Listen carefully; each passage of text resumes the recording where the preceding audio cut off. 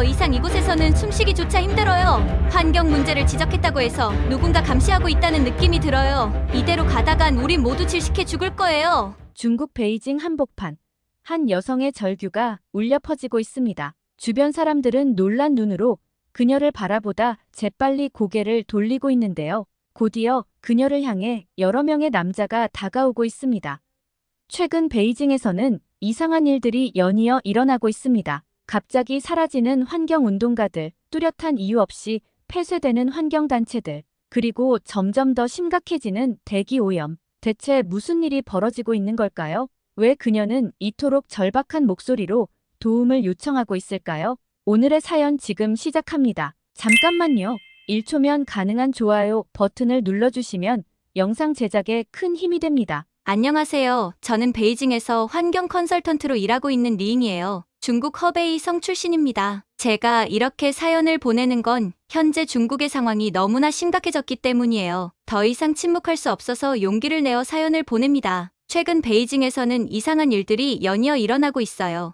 환경운동가들이 갑자기 사라지고 환경단체들이 뚜렷한 이유 없이 폐쇄되고 있죠. 그리고 대기오염은 점점 더 심각해지고 있습니다. 3개월 전 한국 출장을 다녀온 후 저는 더 적극적으로 환경 문제를 제기했어요. 그런데 어느 날부터인가 제 주변에 수상한 사람들이 보이기 시작했어요. 그리고 동료들이 하나둘 실종되는 일도 있었어요. 어제는 제 사무실 컴퓨터가 해킹당한 흔적을 발견했죠. 솔직히 너무 무서워요. 하지만 계속 침묵할 순 없어요. 여러분, 제 이야기 좀 들어주세요. 이대로 가다간 우리 모두 숨 쉴 수 없는 날이 올 거예요. 제가 환경 컨설턴트가 된 건 순전히 고향의 하늘 때문이었어요. 허베이 성의 하늘은 항상 회색빛이었죠. 어릴 때는 그게 당연한 줄 알았어요. 하늘이 원래 그런 색인 줄 알았어요. 대학에 가서야 알았어요. 하늘이 파랗다는 걸요. 베이징 대학에서 환경공학을 공부하면서 눈이 떠졌죠. 그때부터 꿈이 생겼어요. 우리나라의 하늘을 맑게 만들겠다고요. 졸업 후 바로 지금 회사에 취직했어요.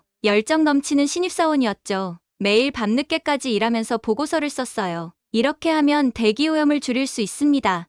이런 정책이 필요합니다. 하루가 멀다 하고 새로운 제안을 냈죠. 그런데 이상했어요. 제 보고서는 항상 책상 서랍 속으로 들어갔어요. 좋은 생각이야.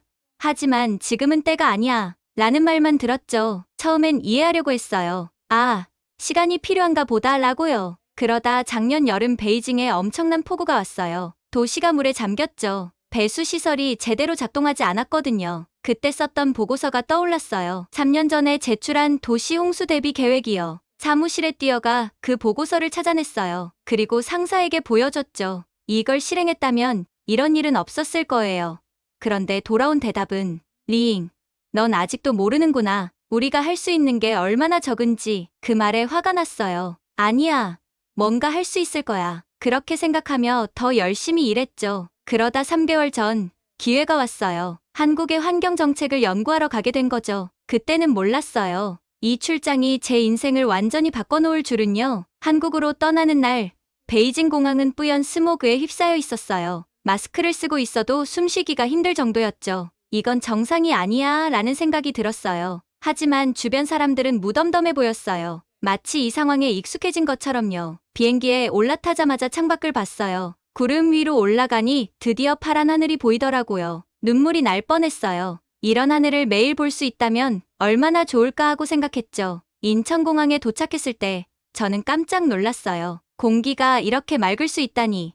마스크를 벗어도 될 것 같았어요. 그래서 조심스럽게 마스크를 내렸는데 세상에 공기가 달콤하게 느껴지더라고요. 서울로 가는 길에 창밖을 계속 봤어요. 하늘은 맑았고 도로 양옆에는 나무들이 가득했어요. 특히 눈에 띈 건 전기차였어요. 택시부터 버스까지 전기차가 정말 많더라고요. 우리나라와는 완전히 다른 풍경이었죠. 호텔에 도착해서 TV를 켰는데 뉴스에서 미세먼지 농도를 알려주고 있었어요. 그날 미세먼지 농도는 좋음이었어요. 우리나라 같았으면 매우 나쁨이었을 텐데 말이에요. 다음 날 한국환경공단을 방문했어요. 거기서 만난 김 과장님이 한국의 환경정책에 대해 설명해 주셨죠. 우리도 10년 전만 해도 대기오염이 심각했어요. 하지만 정부와 기업, 시민들이 힘을 모아 변화를 만들어냈죠. 김 과장님의 말씀을 들으면서 가슴이 뛰었어요. 우리도 할 수 있을 거야. 우리도 변할 수 있어. 그 후 일주일 동안 여러 환경시설을 둘러봤어요. 쓰레기 재활용 센터, 하수처리장, 신재생에너지 발전소까지 모든 게 체계적이고 효율적으로 운영되고 있었어요. 특히 인상 깊었던 건 시민들의 의식이었어요. 길거리에 쓰레기 하나 없이 깨끗했고 사람들은 대부분 개인 텀블러를 들고 다니더라고요. 일회용품 사용을 줄이려는 노력이 보였죠. 한 카페에 들어갔다가 깜짝 놀랐어요. 빨대가 플라스틱이 아니라 종이로 만들어져 있던 거예요. 궁금해서 직원에게 물어봤더니 정부 정책으로 플라스틱 빨대 사용이 금지되었어요. 처음엔 불편했지만 이제는 다들 적응했죠. 라고 대답하더라고요. 그때 깨달았어요. 환경을 지키는 건 정부만의 몫이 아니라는 걸요. 시민들의 의식 변화와 참여가 얼마나 중요한지 말이에요. 출장 마지막 날 서울 시내의 한 공원을 산책했어요. 맑은 하늘 아래 사람들이 마스크 없이 자유롭게 운동하고 있었죠. 아이들은 즐겁게 뛰어놀고 있었고요. 그 모습을 보며 생각했어요. 이게 바로 우리가 꿈꾸는 미래야. 베이징으로 돌아가는 비행기 안에서 저는 결심했어요. 이 경험을 바탕으로 우리나라의 환경을 바꾸겠다고요. 한국에서 배운 정책들과 시스템을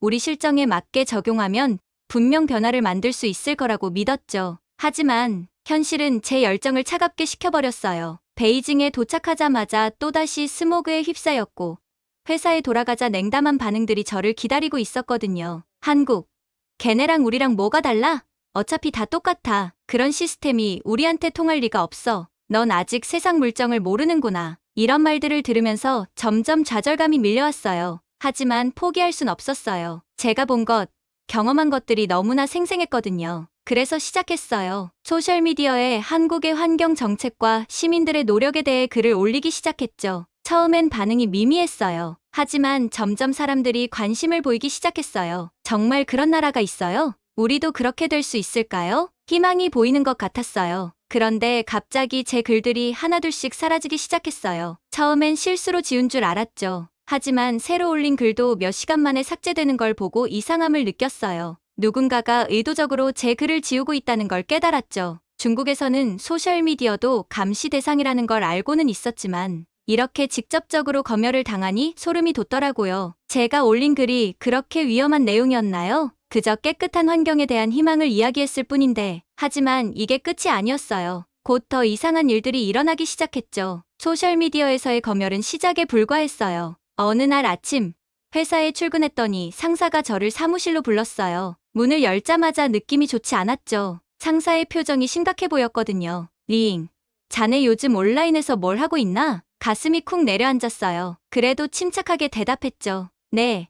한국의 환경 정책에 대해 글을 몇 개 올렸어요. 우리나라에도 도움이 될 수 있을 것 같아서요. 상사는 한숨을 쉬더니 말했어요. 위에서 주의를 주더군. 자네 글이 사회 안정을 해칠 수 있는 내용이라던데 앞으로는 조심해. 회사에도 영향이 갈 수 있어. 충격이었어요. 제 글이 어떻게 사회 안정을 해칠 수 있다는 거죠? 그저 깨끗한 환경을 위한 노력을 이야기했을 뿐인데, 하지만 반박할 수 없었어요. 그저 고개를 끄덕일 수밖에 없었죠. 그날 이후로 회사에서의 분위기가 달라졌어요. 동료들이 저를 피하는 것 같았고, 미팅에서 제 의견은 묵살되기 일쑤였죠. 심지어 몇몇 프로젝트에서 제외되기도 했어요. 마치 제가 보이지 않는 벽에 갇힌 것 같았어요. 하지만 가장 무서웠던 건 퇴근 후였어요. 어느 날 밤, 집으로 돌아가는 길에 누군가 저를 미행하는 것 같다는 느낌이 들었어요. 뒤를 돌아봤지만 아무도 없었죠. 그래도 등골이 오싹했어요. 내가 너무 예민한가 하고 생각했지만 그 후로도 종종 같은 느낌이 들었어요. 집에 도착해서 문을 열었을 때 뭔가 이상했어요. 분명 아침에 나올 때 정리해뒀는데 물건들이 조금씩 위치가 바뀌어 있었거든요. 누군가 제 집에 들어와 있었던 거예요. 경찰에 신고할까 생각도 했지만 과연 그들이 나를 도와줄 수 있을까 하는 의구심이 들었어요. 그때 환경단체에서 일하는 친구 왕리에게서 연락이 왔어요. 그녀의 목소리가 떨리고 있었죠. 링, 조심해. 우리 단체가 갑자기 폐쇄 명령을 받았어. 이유도 제대로 설명 안 해주고. 너도 알잖아. 우리가 얼마나 합법적으로 활동해왔는지. 뭔가 이상해. 왕리의 말을 듣고 등골이 서늘해졌어요. 환경보호를 위해 열심히 일해온 단체가 하루아침에 문을 닫다니 도대체 무슨 일이 벌어지고 있는 걸까요? 며칠 후 더 충격적인 소식을 들었어요. 저희 회사의 선배였던 장 과장님이 갑자기 실종되셨대요. 장 과장님은 최근에 지역 하천 오염에 대한 보고서를 작성하고 계셨어요. 그 보고서에 문제가 있었던 걸까요? 아니면 다른 이유가 있었을까요? 모든 게 너무 빠르게 일어났어요. 소셜미디어 검열, 회사에서의 고립, 미행, 집 침입, 환경단체 폐쇄. 그리고 동료의 실종. 이 모든 게 우연의 일치일까요? 아니면 누군가가 의도적으로 우리를 겁주려는 걸까요? 그날 이후 저는 잠을 이룰 수가 없었어요. 밤마다 악몽에 시달렸죠. 꿈에서는 거대한 검은 연기가 저를 뒤쫓아오고 숨을 쉴 수 없을 만큼 숨막히는 느낌이 들었어요. 잠에서 깨어나면 온몸이 땀으로 흠뻑 젖어 있었죠. 어느 날 아침 결심했어요. 이대로는 안 되겠더라고요. 뭔가 행동을 해야 했어요. 하지만 뭘 어떻게 해야 할지 막막했죠. 혼자서는 힘들 것 같았어요. 그래서 생각해낸 게 있었어요. 한국에서 만났던 환경단체 사람들에게 연락을 해보기로 한 거죠. 이메일을 보내고 나서 가슴이 두근거렸어요. 과연 그들이 답장을 줄지, 그리고 만약 준다면 그 다음엔 어떻게 해야 할지. 아직 구체적인 계획은 없었지만 한 가지는 확실했어요. 이대로 가만히 있을 순 없다는 거죠. 이제 와서 생각해보면 그때 그 이메일이 제 인생의 터닝포인트였던 것 같아요. 그 순간 저는 더 이상 방관자가 아니라 행동하는 사람이 되기로 결심했으니까요. 앞으로 어떤 위험이 닥칠지 몰랐지만 그래도 해야 할 일이라고 믿었어요. 우리의 미래, 우리 아이들의 미래를 위해서요. 한국의 환경단체에서 답장이 왔어요. 놀랍게도 그들은 제 상황을 이해하고 도와주겠다고 했죠. 리잉 씨, 당신의 용기에 박수를 보냅니다. 우리가 할 수 있는 모든 지원을 하겠습니다. 그 말에 용기를 얻어 본격적으로 행동에 나섰어요. 먼저 제가 겪은 일들을 자세히 기록하기 시작했어요. 날짜, 시간, 장소, 관련된 사람들, 모든 걸 꼼꼼히 적었죠. 증거가 될 수 있는 사진도 찍었고요. 그러던 어느 날 회사 컴퓨터를 사용하다가 우연히 놀라운 사실을 발견했어요. 우리 회사가 몰래 유해 폐기물을 불법 처리하는 것을 돕고 있다는 증거였죠. 손이 떨렸어요. 이걸 어떻게 해야 할지 고민되더라고요. 고민 끝에 그 자료를 USB에 복사했어요. 그리고 그날 밤 한국환경단체에 이메일로 보냈죠. 이건 우리나라 환경 문제의 빙산의 일각일 뿐입니다. 어떻게 해야 할까요? 다음 날 아침 회사에 도착하자마자 경영진들이 부산하게 움직이는 걸 봤어요. 뭔가 큰일이 벌어진 것 같았죠. 점심시간에 알게 됐어요. 우리 회사의 불법 폐기물 처리 사실이 언론에 보도된 거예요. 가슴이 쿵쾅거렸어요. 내가 보낸 자료 때문일까 하는 생각이 들었죠. 한편으로는 두렵기도 했지만 다른 한편으로는 드디어 변화가 시작되는구나 하는 희망도 생겼어요. 하지만 상황은 제가 예상한 것보다 더 빨리, 더 험악하게 돌아갔어요. 그날 오후 갑자기 사무실에 경찰들이 들이닥쳤어요. 내부 고발자를 찾는다 면서 직원들을 신문하기 시작했죠. 저는 겉으로는 침착한 척했지만 속으로는 패닉 상태였어요. 들키면 어쩌지? 체포되면 어떻게 하지?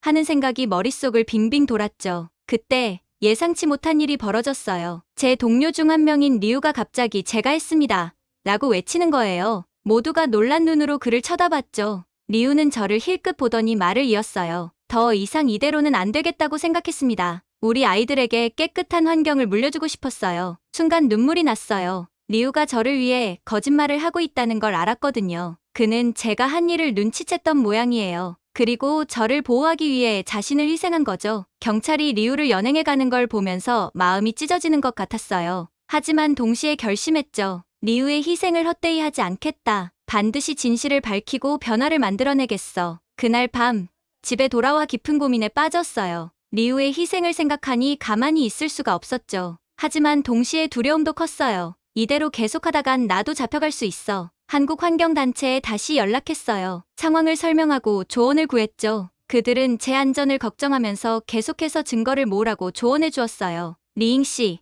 당신의 안전이 최우선입니다. 하지만 지금 멈추면 모든 것이 헛될 수 있어요. 조심스럽게, 하지만 꾸준히 활동해 주세요. 그 말에 용기를 얻었어요. 다음 날부터 더욱 조심스럽게 행동하기 시작했죠. 회사에서는 아무것도 모르는 척 열심히 일했어요. 하지만 퇴근 후에는 다른 환경단체들과 연락을 주고받으며 네트워크를 만들어갔어요. 온라인에서는 가명으로 활동하며 환경 문제의 심각성을 알리는 글을 계속 올렸어요. 점점 더 많은 사람들이 관심을 보이기 시작했죠. 우리도 변화를 만들어낼 수 있을까요? 어떻게 하면 우리 도시의 공기를 깨끗하게 만들 수 있을까요? 이런 질문들을 받을 때마다 희망을 느꼈어요. 하지만 동시에 긴장도 커져갔죠. 제 주변에 수상한 사람들이 보이기 시작했거든요. 누군가 저를 감시하고 있다는 느낌이 들었어요. 회사에서도 변화가 느껴졌어요. 환경 보호를 위한 제안을 하면 동료들이 저를 이상한 눈으로 쳐다봤어요. 리잉, 넌 왜 갑자기 그렇게 됐어? 우리나라가 발전하는 게 싫어? 라는 말을 자주 들었죠. 그럴 때마다 마음이 무거워졌어요. 저는 단지 더 나은 환경을 원할 뿐인데 왜 애국심이 없는 사람처럼 취급받는 걸까요? 중국의 발전을 자랑스러워하면서도 동시에 그 이면에 숨겨진 문제들을 지적하고 싶었어요. 이런 생각들로 밤마다 잠을 설쳤죠. 가족들과 대화를 나눌 때도 갈등이 생겼어요. 아버지는 내가 본 게 다가 아니다. 중국은 지금 최선을 다하고 있어. 라고 하셨고, 어머니는 조용히 살자. 괜한 말로 문제 생기지 않게 라며 걱정하셨죠. 그런 말을 들을 때마다 가슴이 아팠어요. 친구들과도 점점 멀어지는 것 같았어요. 전에는 즐겁게 나눴던 대화들이 이제는 불편해졌어요. 그들이 환경 문제를 가볍게 여기는 걸 보면 답답했죠. 야, 리잉, 너 요새 왜 그래? 재미없어졌어. 라는 말을 자주 들었어요. 이렇게 주변 사람들과 갈등이 깊어질수록 제 마음속 혼란도 커져갔어요. 한편으로는 우리나라의 발전을 자랑스러워하면서도 다른 한편으로는 그 과정에서 발생하는 환경 문제를 외면할 수 없었거든요. 매일 밤 제 행동이 옳은 것인지 고민했어요. 하지만 깨끗한 하늘 아래에서 살고 싶다는 꿈을 포기할 수는 없었죠. 그래서 결심했어요. 어떤 어려움이 있어도 제가 믿는 길을 계속 걸어가기로요. 그 결심을 하고 나니 오히려 마음이 가벼워지는 것 같았어요. 앞으로의 길이 험난하겠지만 적어도 제 양심에는 부끄럽지 않을 테니까요. 이제 남은 건 어떻게 이 싸움을 이어갈 것인가 하는 거였죠. 김 과장님과의 만남 이후 저는 더 큰 변화를 위해 무언가를 해야 한다고 느꼈어요. 고민 끝에 한국 유학을 결심했죠. 그곳에서 더 체계적으로 환경 정책을 배우고 언젠가 중국으로 돌아와 실질적인 변화를 만들어내고 싶었어요. 하지만 이 결정을 가족에게 알리는 것은 쉽지 않았어요. 저녁 식사 시간에 조심스럽게 꺼냈죠. 아버지, 어머니, 제가 한국으로 유학을 가려고 해요. 순간 식탁에 정적이 흘렀어요. 아버지는 젓가락을 내려놓으시며 한숨을 쉬셨고 어머니는 걱정스러운 눈빛으로 저를 바라보셨죠. 리잉, 내가 지금 하는 일도 위험한데 이젠 외국까지 가겠다고? 내 앞날이 걱정이구나. 아버지의 말씀에 가슴이 아팠지만 제 결심을 굽힐 수는 없었어요. 아버지, 저는 우리나라를 위해 이 일을 하는 거예요. 더 나은 환경, 더 나은 미래를 만들기 위해서요. 설득하는데 몇 주가 걸렸어요. 매일 밤 대화를 나누며 제 진심을 전했죠. 결국 부모님은 눈물을 머금은 채 허락해 주셨어요. 조심히 다녀오거라. 내가 하는 일이 옳다는 걸 우리도 알아. 하지만 항상 내 안전을 먼저 생각해라. 가족의 허락을 받고 나니 한 고비를 넘긴 것 같았지만 또 다른 산이 기다리고 있었어요. 바로 친구들과 회사 동료들이었죠. 친구들에게 알렸을 때 대부분은 이해하지 못했어요. 리잉, 넌 미쳤어. 여기서 잘 나가고 있잖아. 왜 굳이 남의 나라에 가서 고생하려고 해?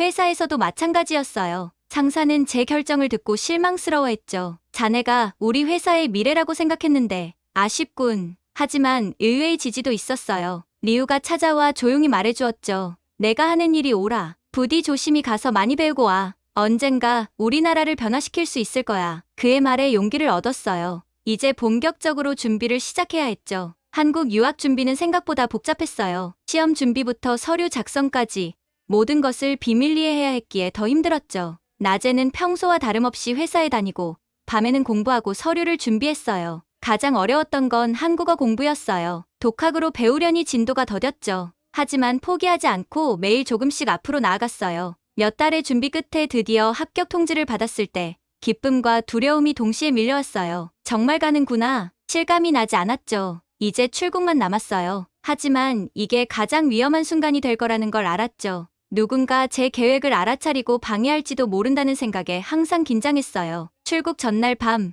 가족들과 마지막 저녁 식사를 했어요. 모두 말은 없었지만 눈빛으로 서로를 응원하고 있다는 걸 느낄 수 있었죠. 리잉, 가서 부디 내 꿈을 이루거라. 아버지의 마지막 말씀이 가슴에 깊이 새겨졌어요. 다음 날 새벽, 여행 가방 하나만 들고 조용히 집을 나섰어요. 택시를 타고 공항으로 향하는 동안 자꾸 뒤를 돌아보게 되더라고요. 누군가 쫓아오지는 않을까, 막판에 제지당하지는 않을까 하는 두려움 때문이었죠. 다행히 출국 수속은 순조롭게 진행됐어요. 하지만 비행기에 오르기 직전까지도 가슴이 쿵쿵 뛰었어요. 승무원이 제 탑승권을 확인하고 즐거운 여행 되세요 라고 말했을 때 비로소 안도의 한숨을 쉴 수 있었죠. 비행기 좌석에 앉아 창밖을 바라보며 생각했어요. 이제 정말 새로운 삶이 시작되는구나. 설렘과 두려움, 기대와 걱정이 뒤섞인 채 비행기는 서서히 이륙했어요. 창밖으로 베이징의 모습이 점점 작아지는 걸 보며 눈시울이 붉어졌어요. 잠시 떠나지만 반드시 돌아올 거라고 마음속으로 다짐했어요. 더 나은 중국을 만들기 위해서요. 그렇게 저희 새로운 여정이 시작되었어요. 한국에서 어떤 일들이 저를 기다리고 있을지, 어떤 어려움과 기회들이 있을지 알 수 없었지만 한 가지는 확실했어요. 이 모든 경험들이 언젠가 중국의 환경을 개선하는데 큰 힘이 될 거라는 것을요. 비행기가 구름 위로 올라가자 맑고 푸른 하늘이 펼쳐졌어요. 그 모습을 보며 다짐했죠. 언젠가 우리나라의 하늘도 이렇게 맑아질 거라고. 제가 그렇게 만들겠다고요. 한국에 도착하면 뭘 먼저 해야 할지, 어떤 사람들을 만나게 될지 상상하며 마음이 설레었죠. 그렇게 저는 무사히 중국을 탈출했어요. 인천공항에 도착했을 때 가슴이 두근거렸어요. 이제 정말 한국에 왔다는 실감이 나더라고요. 입국 심사대 앞에 서자 긴장됐지만 다행히 별 문제 없이 통과했어요. 공항을 빠져나와 처음 마주한 한국의 풍경은 놀라웠어요. 깨끗한 거리, 질서 정연한 교통, 그리고 무엇보다 맑은 하늘. 베이징과는 정말 다르다는 걸 실감했죠. 처음 며칠은 정신없이 지나갔어요. 에어비앤비로 구한 임시거처에 짐을 풀고 주변 환경에 적응하느라 바빴죠. 한국어로 의사소통하는 게 아직은 서툴러서 실수도 많이 했어요. 하지만 주변 사람들이 친절하게 도와줘서 정말 고마웠죠. 한국 생활에 조금씩 적응해가면서 이곳의 환경 정책과 시민 의식에 대해 더 깊이 알아가기 시작했어요. 거리에서 마주치는 분리수거 문화, 대중교통을 이용하는 사람들의 모습,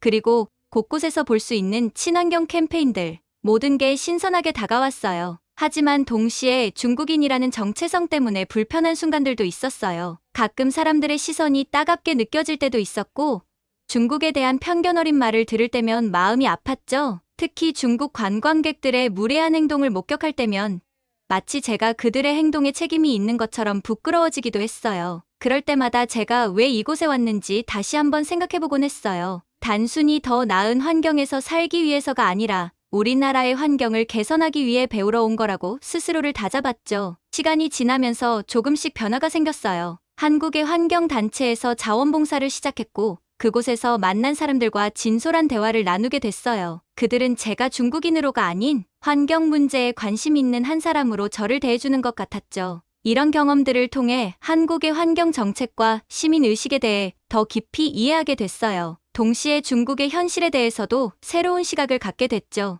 양국의 장단점을 비교하면서 어떻게 하면 중국의 환경을 개선할 수 있을지 구체적인 아이디어들이 떠올랐어요. 매일 밤 늦게까지 한국의 환경 정책과 기술에 대해 공부하고 주말에는 환경단체의 활동에 참여하면서 실질적인 경험을 쌓았죠. 때로는 너무 힘들어 포기하고 싶을 때도 있었지만 베이징의 뿌연 하늘을 떠올리면 다시 힘을 내곤 했어요. 한국에서의 시간이 흐르면서 저는 점점 더 많은 것을 배우고 경험했어요. 환경 정책, 친환경 기술, 시민 참여 방식 등 중국의 환경 문제를 해결하는데 도움이 될 만한 모든 것을 열심히 공부했죠. 때로는 너무 힘들어 포기하고 싶을 때도 있었지만 고향의 뿌연 하늘을 떠올리면 다시 힘을 내곤 했어요. 그러는 동안 고향 소식도 끊임없이 들려왔어요. 베이징의 대기 오염이 더 심각해졌다는 뉴스, 환경운동가들이 탄압받는다는 소식, 가슴 아픈 일들이 많았죠. 하지만 동시에 변화의 조짐도 보였어요. 시민들의 환경의식이 조금씩 높아지고 정부도 서서히 문제의 심각성을 인식하기 시작했다는 반가운 소식도 있었죠. 가끔 고향에 계신 부모님과 영상통화를 할 때면 부모님의 얼굴에 드리워진 걱정의 그림자를 보며 마음이 아팠어요. 특히 아버지의 기침 소리를 들을 때면 가슴이 찢어지는 것 같았죠. 그럴 때마다 더 열심히 공부해야겠다고 다짐했어요. 언젠가는 부모님께 깨끗한 공기를 선물해드리고 싶었거든요. 그러던 어느 날 한국의 환경부 관계자와 이야기를 나눌 기회가 있었어요. 제가 중국의 환경 문제에 대해 열정적으로 이야기하는 걸 듣고 그분이 제안을 해주셨죠. 리잉 씨, 당신의 열정과 지식이 인상적입니다. 한중 환경협력 프로젝트에 참여해보는 건 어떨까요? 그 제안은 제 인생의 전환점이 되었어요. 이 프로젝트를 통해 제가 배운 것들을 실제로 적용해볼 수 있는 기회를 얻게 된 거죠. 중국 정부 관계자들과 소통하면서 조금씩 변화의 씨앗을 뿌리기 시작했어요. 물론 아직도 갈 길이 멀어요. 하루아침에 모든 것이 바뀔 순 없겠죠. 하지만 이제 혼자가 아니라는 걸 알게 됐어요. 한국에서 만난 친구들, 함께 일하는 동료들, 그리고 중국에서 변화를 바라는 많은 사람들,